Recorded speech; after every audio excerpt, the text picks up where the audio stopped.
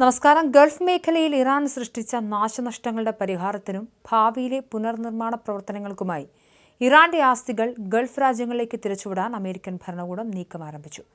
കുവൈറ്റിലും ബഹ്റൈനിലും Iran നടത്തിയ ശക്തമായ ആക്രമണങ്ങൾക്ക് തൊട്ടു പിന്നാലെയാണ് യുഎസിന്റെ പുതിയ നീക്കം പുറത്തുവന്നത്. ഗൾഫ് സഖ്യശക്തികൾക്ക് ഇറാൻ ഇതിനകം വരുത്തിവെച്ച നാശനഷ്ടങ്ങളുടെ വ്യാപ്തിയും അതിനുള്ള ചെലവും വിലയിരുത്താൻ US treasury secretary Scott Bessent ഒരു പ്രത്യേക സംഘത്തെ ചുമതലപ്പെടുത്തി കഴിഞ്ഞു. ഇതിനായി മരവിപ്പിച്ച ആസ്തികൾ മാത്രമല്ല, ഇറാന്റെ മറ്റ് സാമ്പത്തിക സ്രോതസ്സുകളും ഉപയോഗിക്കുന്നത് അമേരിക്ക പരിഗണിക്കുന്നുണ്ട്.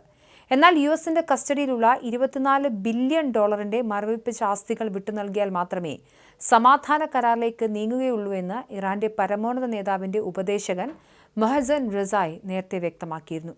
ഈ സാഹചര്യത്തിൽ അമേരിക്കയുടെ പുതിയ സാമ്പത്തിക ഉപരോധ നീക്കങ്ങൾ നിലവിലുള്ള താൽക്കാലിക വെടിനിർത്തൽ കരാറിനെ പൂർണ്ണമായും പ്രതിസന്ധിയിലാക്കിയിരിക്കുകയാണ്. അതിനിടെ മേഖലയിലെ സമാധാന ചർച്ചകൾ പൂർണ്ണമായും സ്തംഭിച്ച അവസ്ഥയിലാണ്. പാകിസ്ഥാൻ പ്രധാനമന്ത്രിയുടെയും സൈനിക മേധാവിയുടെയും പ്രത്യേക കത്തുമായി പാക് ആഭ്യന്തരമന്ത്രി മൊഹസിൻ നഖ്വി ഇറാൻ തലസ്ഥാനമായ ടെഹ്റാനിലെത്തിയിട്ടുണ്ട്. ഇറാന്റെ പരമോന്നത നേതാവ് മുജ്തബ ഖമനേയിക്കും വിദേശകാര്യമന്ത്രി അബ്ബാസ് അറാക്ചിക്കും കൈമാറാനുള്ള സന്ദേശവുമായാണ് അദ്ദേഹം എത്തിയതെങ്കിലും ചർച്ചകളിൽ പുരോഗതി ഉണ്ടായിട്ടില്ലെന്നാണ് സൂചന. ഇക്കഴിഞ്ഞ വാരാന്ത്യത്തിൽ അമേരിക്കയും ഇറാനും തമ്മിൽ നേരിട്ട് നടത്തിയ ആക്രമണങ്ങൾ സ്ഥിതിഗതികൾ കൂടുതൽ വഷളാക്കി. ഹോർമൂസ് കടലിടുക്കിലെ ഗോറൂഖ്, ഖ്വേഷം ദ്വീപ് എന്നിവിടങ്ങളിലെ ഇറാന്റെ തീരദേശ റഡാർ കേന്ദ്രങ്ങൾക്ക് നേരെ യുഎസ് സൈന്യം ശക്തമായ ആക്രമണവും നടത്തി. അന്താരാഷ്ട്ര കപ്പൽ ഗതാഗതത്തിന്റെ ഭീഷണിയായ ഇറാന്റെ ഡ്രോണുകൾ വെടിവെച്ചിട്ടതിന് പിന്നാലെയായിരുന്നു യുഎസിന്റെ നടപടി. ഇതിനു തിരിച്ചടിയായി കുവൈറ്റിലെയും ബഹ്റൈനിലെയും യുഎസ് സൈനിക താവളങ്ങൾക്ക് നേരെ ഇറാന്റെ റവല്യൂഷണറി ഗാർഡ് ബാലിസ്റ്റിക് മിസൈലുകളും വർഷിച്ചു.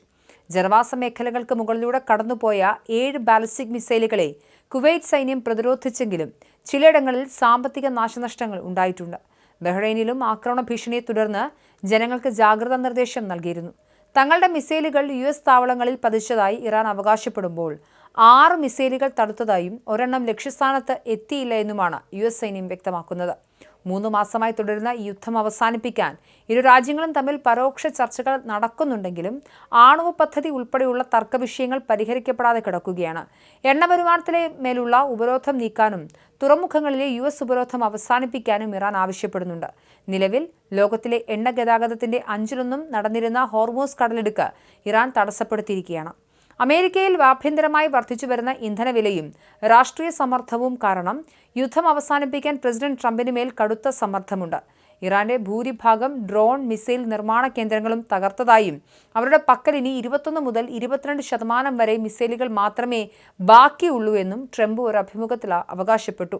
ഫെബ്രുവരി 28-ന് യുഎസും ഇസ്രായേലും സംയുക്തമായി ഇറാനെതിരെ യുദ്ധം ആരംഭിച്ചതു മുതലാണ് മിഡിൽ ഈസ്റ്റിൽ കപ്പൽ ഗതാഗതവും എണ്ണ വിതരണവും പൂർണ്ണമായും തടസ്സപ്പെട്ടത്. ഇതേസമയം ലെബനനിലും ഇസ്രായേൽ ആക്രമണം ശക്തമാവുകയാണ്. തെക്കൻ ലെബനനിൽ ഇസ്രായേൽ നടത്തിയ ആക്രമണത്തിൽ 2 ലെബനീസ് സൈനിക ഉദ്യോഗസ്ഥരും ഒരു സൈനികനും കൊല്ലപ്പെട്ടു.